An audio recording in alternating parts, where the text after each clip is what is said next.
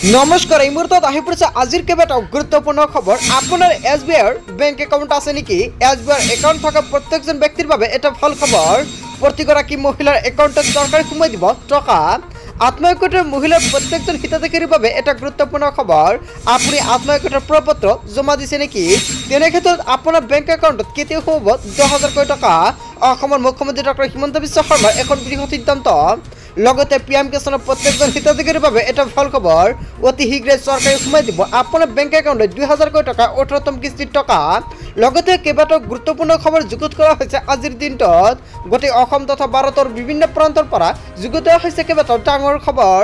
এনেবোৰ খবৰ নিতৌ পাই থাকিবলৈ চেনেলটি ছাবস্ক্ৰাইব কৰি ভিডিঅ'টো এটা লাইক কৰিবলৈ নাপাহৰিব। আজিৰ আমাৰ প্ৰথম গুৰুত্বপূৰ্ণ খবৰ হৈছে অসমবাসীৰ বাবে এটা ডাঙৰ খবৰ।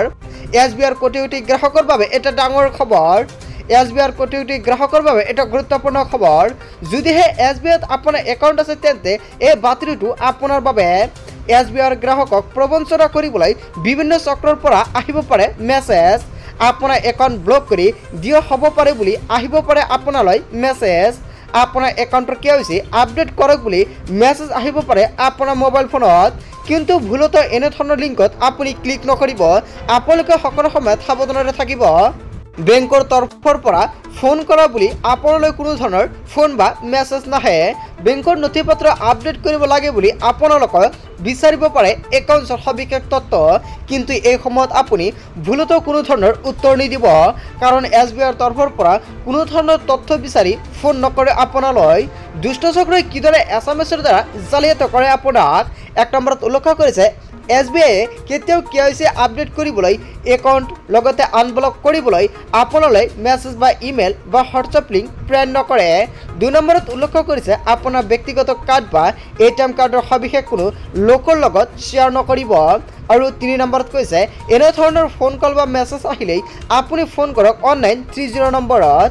4 নম্বৰত উল্লেখ কৰিছে হঠাৎ অকৰ্তৃত্বশীল লেনদেন বন্ধ কৰিবলৈ অথবা ATM card credit card block কৰাৰ বাবে মুকলি কৰা হৈছে ফোন নম্বৰ।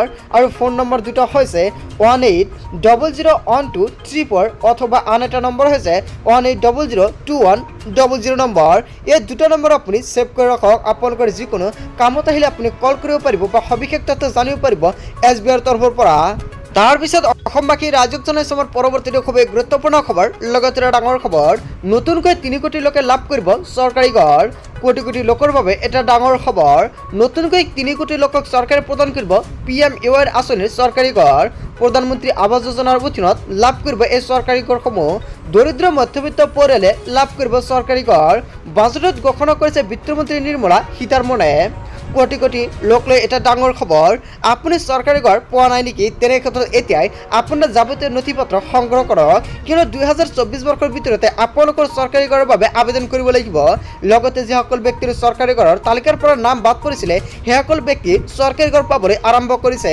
আপোনাৰ একাউণ্টত এতিয়া আপুনি চেক কৰক আপোনাৰ টকাটো সোমাইছে নে নাই। যদি আপুনি চৰকাৰী ঘৰৰ টকা পোৱা নাই নিশ্চয় কমেণ্ট কৰি জনাব। যিসকল ব্যক্তিৰ তালিকাৰ পৰা নাম বাদ পৰিছিলে অকল সেইসকল ব্যক্তিৰ একাউণ্টত চৰকাৰে সোমাই দিছে টকা। বাকী যিসকল ব্যক্তিয়ে নতুনকৈ ভাবিছে চৰকাৰী ঘৰৰ বাবে আবেদন কৰিব পাৰিব, তেনে ক্ষেত্ৰত নিশ্চয় আপোনালোকে ঠিকেই শুনিছে। চৰকাৰী ঘৰৰ বাবে অতি শীঘ্ৰেই আবেদন প্ৰক্ৰিয়া আৰম্ভ কৰিব। আৰু আবেদন প্ৰক্ৰিয়া আৰম্ভ কৰাৰ লগে লগে আপুনি কেনেকৈ আবেদন কৰিব, কি কি নথি পত্ৰ লাগিব সম্পূৰ্ণকৈ আন এটা ভিডিঅ'ত জনাই দিয়া হ'ব।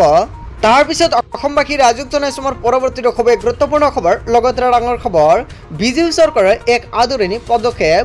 মুখ্যমন্ত্ৰী মহিলা উদ্যমিতা অভিযান উদ্যোগী আই মাতৃসকলৰ মুখত এতিয়া হাঁহি আৰু হাঁহি, কিয়নো অসমৰ 39 লাখ গ্ৰাম্য মহিলা উদ্যোগীৰ বাবে লাখপতি বায়ু হোৱাৰ সুযোগ প্ৰদান কৰিছে বিজেপি চৰকাৰে। বিজেপি চৰকাৰে পণ লৈছে প্ৰত্যেকগৰাকী মহিলাক লাখপতি বনোৱাৰ বাবে। অসম চৰকাৰে প্ৰায় 39 লাখ গ্ৰাম্য মহিলা উদ্যোগী হ'ব লাখপতি বাইদেউ। যোগ্য বিবেচিত আত্মসহায়ক প্ৰতিগৰাকী সদস্যক প্ৰথমতে 10,000 টকা চৰকাৰে প্ৰদান কৰিব আৰু পৰৱৰ্তী 2 বছৰত চৰকাৰে আকৌ বেংকৰ পৰা 12,500 টকালৈ মুঠ 25,000 টকাৰ ঋণ প্ৰদান কৰিব। আপুনি আত্মসহায়ক এজন সদস্য নেকি?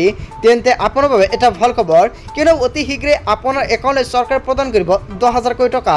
কিমান তাৰিখত আপোনাৰ একাউণ্টত চৰকাৰে প্ৰদান কৰিব 10,000 টকা? আপুনি আত্মসহায়ক প্ৰপত্ৰটো জমা দিছে নেকি? তেন্তে আপোনাৰ বাবে এটা ভাল খবৰ। যদি আপুনি যোগ্য বিবেচিত হয় তেনে ক্ষেত্ৰত আপোনাৰ একাউণ্টলৈ চৰকাৰে প্ৰদান কৰিব 10,000 টকা। এতিয়ালৈকে ডেটটো ফিক্স কৰা নাই, কিন্তু অসমত লাখ লাখ মানুহৰ একাউণ্টত চৰকাৰে সোমাই দিব পাৰে 10,000 কোটি টকা যেতিয়া চৰকাৰে ডেটটো ফিক্স কৰে নিশ্চয় আপোনাক জনাই দিম। চ' থেংক ইউ ফৰ ৱাচিং ফুল ভিডিঅ'।